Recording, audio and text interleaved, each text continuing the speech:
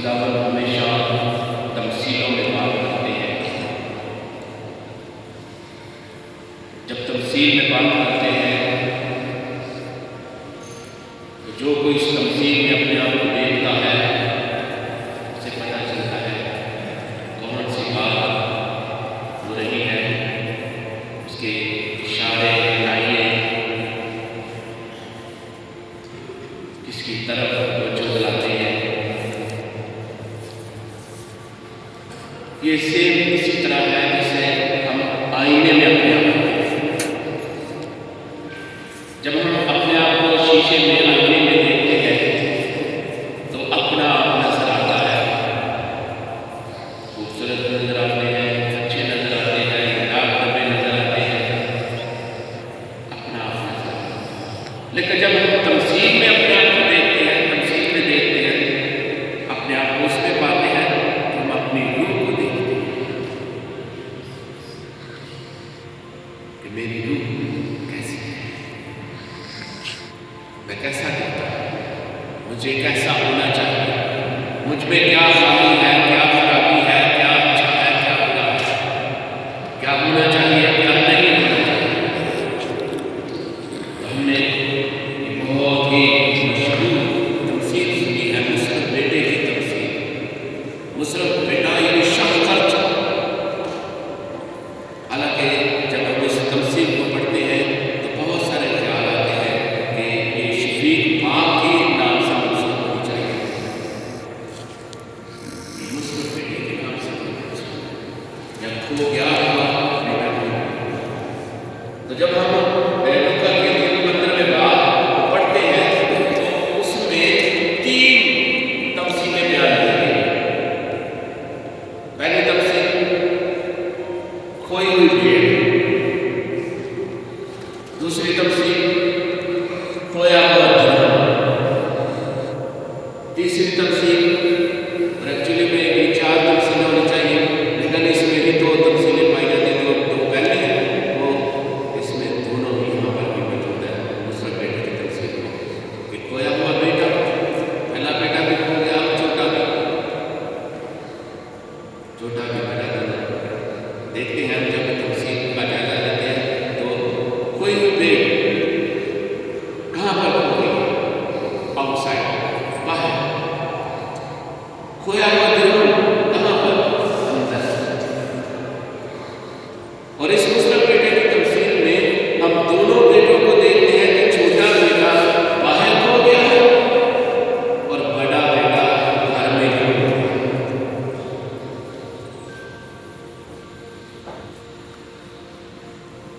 اب جب لکھا ہے اس وقت مسلم اور گناہگار یسوع کے پاس آئے، اب یسوع سے گناہگاروں سے ملتا ہے،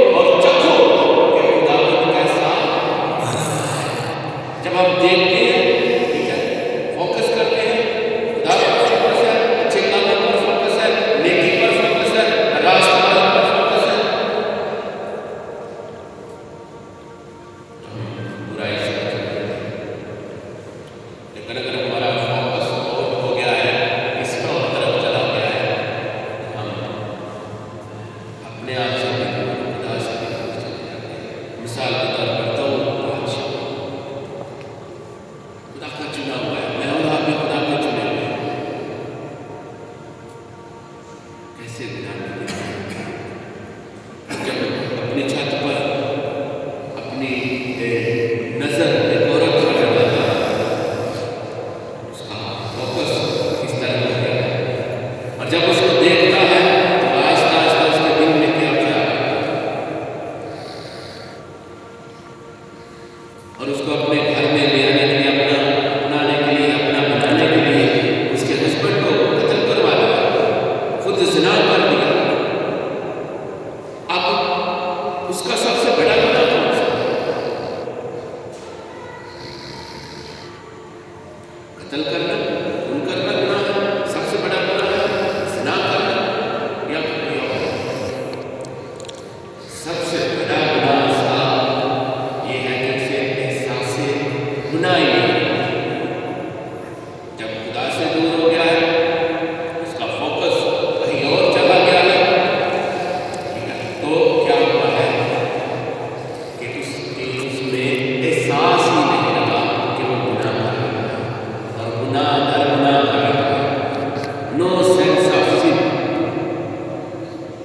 آج یہی المیہ ہے پوری دنیا میں۔ ہم گناہ کیے جاتے ہیں لیکن ہمیں احساس ہی نہیں ہوتا کہ ہم گناہ کر رہے ہیں۔ آپ نے وہ تمثیل سنی ہے ایک مالدار اور غریب ناظر کی تمثیل واقعہ میں، ٹھیک ہے؟ تو ناظر جو اس کے میز پر پڑا تھا، اس کے گھر کے آگے کا جو کچھ امیر شخص کے میز سے ملتا تھا، اسی سے وہ اپنے آپ کو پالتا تھا، وہی کھاتا تھا۔ وہاں پر ہم دیکھتے ہیں امیر شخص نے کوئی گناہ کیا، اسے دھتکارا، اسے مارا پیٹا، یا اس کو مار دیا۔ جو ہمارے مہمانوں کو آتے جاتے تھا، کہتا ہے یہ مجھے پسند ہی نہیں ہے۔ اس کا گناہ کیا تھا؟ اس کا گناہ یہی تھا کہ اسے احساس ہی نہیں کہ وہ گناہ کر رہا ہے۔ نو سینس آف سن، سینس ہی مر گئی۔ تو اسی طرح ہم بھی روزمرہ زندگی میں بہت سارے گناہ کرتے ہیں، پر میں ایسے لگتا ہے کہ گناہ ہی نہیں کرتے۔ اپنے آپ کو تسلی بھی کس طرح دیتے ہیں کہ اس نے بھی کیا، اس نے بھی کیا، میں نے کر دیا تو کیا؟ فلاں شخص نے بھی یہ گناہ کیا، یہ بھی کرا، وہ بھی کرا، وہ بھی کرا، میں نے کر دیا تو کیا؟ اور آپ دیکھتے ہیں بچپن میں کیا ہوتا تھا کہ لڑکیاں لڑکے بچے کے ماں باپ کہتے ہیں کہ لڑکوں کے ساتھ نہیں کھیلنا، کان کاٹ جاتے ہیں، گناہ ہوتا ہے، ٹھیک ہے؟ تو آج یعنی ہمارا احساس سے گناہ ہے کہ نہیں؟ تو جب خود بادشاہ میں دیکھتے ہیں، جب اس میں احساس سے گناہ ہی نہیں رہا تو گناہ در گناہ کر رہا ہے، اور اس کے پاس خدا ناطق نبی کو بھیجتا ہے، تو ناطق آ کر ڈائریکٹ اسے نہیں کہتا کہ تم نے یہ گناہ کیا ہے، بلکہ اسے بھی تمثیل میں سمجھاتا ہے، اس کے سامنے تمثیل رکھتا ہے کہ ایک شخص کے امیر شخص کے پاس 100 بیٹے تھے، اور ایک شخص غریب کے پاس ایک ہی بیٹی تھی، اور اس امیر شخص نے جس کے پاس 100 بیٹے ہیں، اس نے اس غریب شخص کے بھیڑ کو بھی چھین لیا۔ بادشاہ سمجھتا ہے کہ اس نے یہ فیل کیا ہے، اس کے ساتھ کیا ہونا چاہیے۔ بادشاہ حکم صادر کرتا ہے، اس کے ذہن میں ہوتا ہے کہ میں بادشاہ نے اتنا بڑا گناہ، امیر اور غریب، امیر غریبوں پر ظلم کر رہے ہیں، اور اب امیر شخص جس کے پاس آلریڈی بہت کچھ ہے، 100 بیٹے ہیں، اس نے غریب کی ایک بیٹے کو بھی لے لیا ہے۔ اس پورے تصورے کو ختم کر دینا چاہیے، قتل کر دینا چاہیے۔ خدا کا کہتا ہے امیر شخص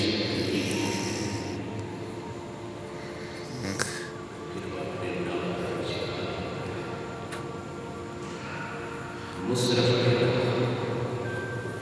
آپ کے گھر میں ہے، اچھی بڑی زندگی ہے۔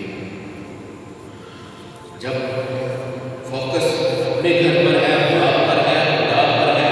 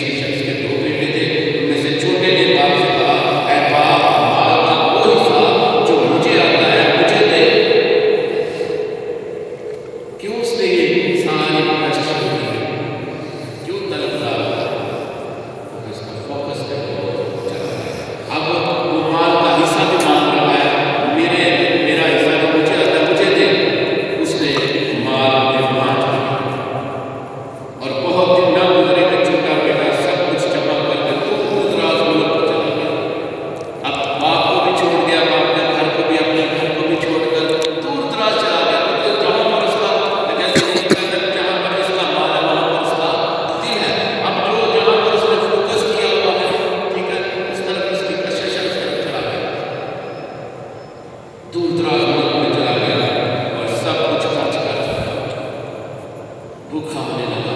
तो वहाँ के बाशिंदे के यहाँ जा पड़ा, उनके सूअर चराने लगा और उसको ख्वाहिश होती थी कि जो कुछ सूअर खाते हैं उनसे अपना पेट भरे, लेकिन लिखा है ये भी से कुछ खाने को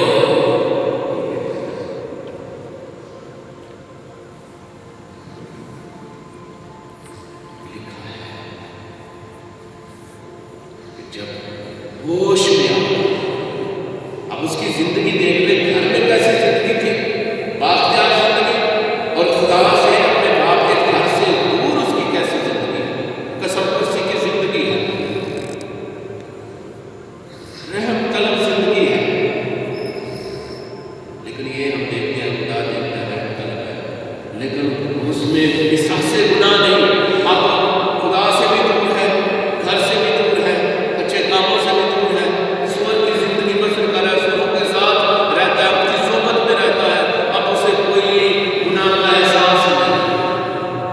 कब लिखा है तब उसे होश में आता है, होश में सेंसेस आ गए हैं, सेंस में आता है, होश में आता है कि मेरे बाप के घर में बहुत सारे मजदूरों को रोटी मिलती है और मैं यहाँ भूखा मरता हूँ। अब इस तमसील में हमें याद रखिए कि फोर आर जो है हमें याद रखिए। पहला आर रियलाइजेशन, दूसरा रिनंसिएशन, तीसरा रिपेंट, चौथा रिस्टोरेशन। पहला रियलाइज किया, रियलाइजेशन, रियलाइज किया, क्या रियलाइज किया कि मैं अपने बाप के घर में था, ये था, ये खाता था, ऐसे रहता था, ऐसे पीता था जी, शादमानी की जिंदगी थी, और मैं यहाँ पर भूखा मरता हूँ, सूअर चराता हूँ, सूअरों के साथ जिंदगी बसर करता हूँ, उनकी सोबत में रहता हूँ। मेरे बाप के घर में बहुत सारे मजदूर हैं जिनको वाफर खाना मिलता है, खुराक मिलती है, और मैं भूखा मरता हूँ। रियलाइज किया। हमें भी इतराफ के साथ हासिल करने को अपनी जिंदगी पर रियलाइज करना है, ये इतराफ का साथ है, रियलाइज करना है मैंने कौन कौन सा गुनाह किया, क्या क्या गुनाह किया, कितनी बार गुनाह किया, रियलाइज करना है, अपने आप को परखना है, देखना है। दूसरा बात रिनंसिएशन, तर्क करना, उस गुनाह को तर्क करना है, उस जगह को तर्क करना है, पूरी सोबत को तर्क करना है। रिनंसिएशन, लर्न फ्रॉम ऐसे सिचुएशन से मैं बाहर निकलना, भागना है, पूरी सोबत से भागना है, ऐसी जिंदगी से, कसम कुर्सी की जिंदगी से, बुराई की बदी की जिंदगी से हमें भागना है, बाहर निकलना है, उसको तर्क करना है, रिनंसिएशन। फिर हमें रिपेंट करना है, तीसरा बात रिपेंटेंस, तौबा करना है। बाप मैंने तेरे और आसमान की निगाह में गुनाह किया है, अब इस लायक नहीं रहा कि मैं तेरा बेटा कहलाऊं, मुझे अपने इन मजदूरों की तरह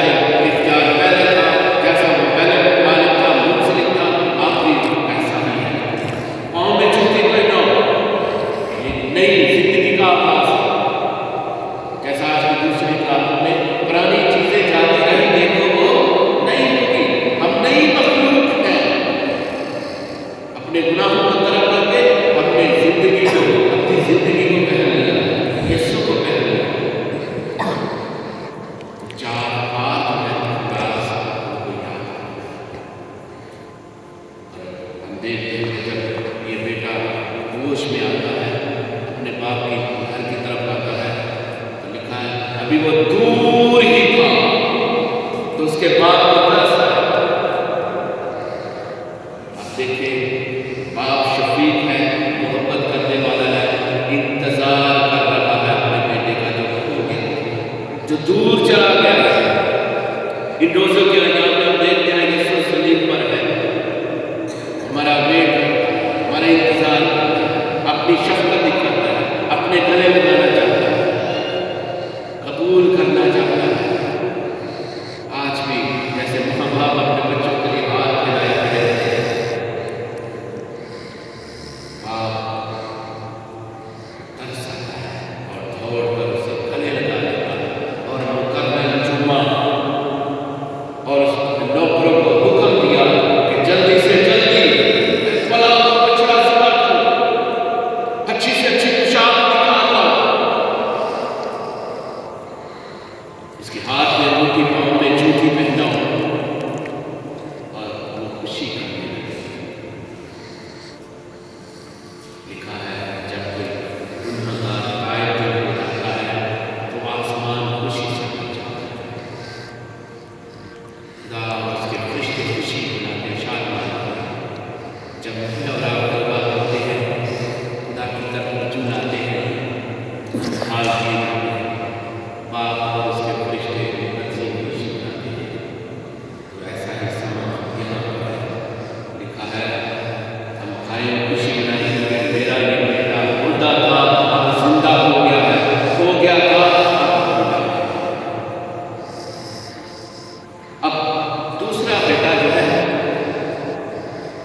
نیک ہے، پاک ہے، پاک ہوگا، باپ کے گھر میں رہتا ہے، خدا کے گھر سے منسلک ہے، باپ کی اچھی خدمت کرتا ہے، گھر کی اچھی خدمت کرتا ہے۔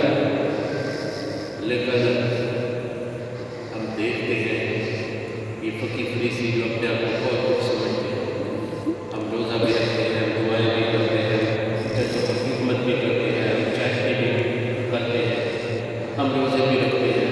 ہو سکتا ہے کہ یہاں پر میں اور آپ بھی اپنے آپ کو بہت کچھ سمجھتا ہوں، خدا کے گھر سے منسلک ہے، ہم خدا سے دور نہیں ہے، ہم مصرف بیٹے کی طرح نہیں ہے، باپ کے گھر کو نہیں چھوڑ کر دیں۔ ہو سکتا ہے کہ ہم اندر ہی ہو گئے ایسے بھی بڑا بیٹا اپنے ہی گھر میں نہیں آیا، اپنے ہی بھائی کو قبول نہیں کرے، باہر یعنی آج کے بعد سلطان نے غلام کو بلا کر پوچھا کہ یہ کیا ہے؟ اپنے ہی گھر میں نہیں آیا، غلام کو باہر بلا کر پوچھا یہ کیا ہو رہا ہے؟ میں گھر کا مالک ہوں، میں گھر میں رہتا ہوں، مجھے خبر ہی نہیں ہے۔ خبر اس لیے کیونکہ اس کی سوچ باپ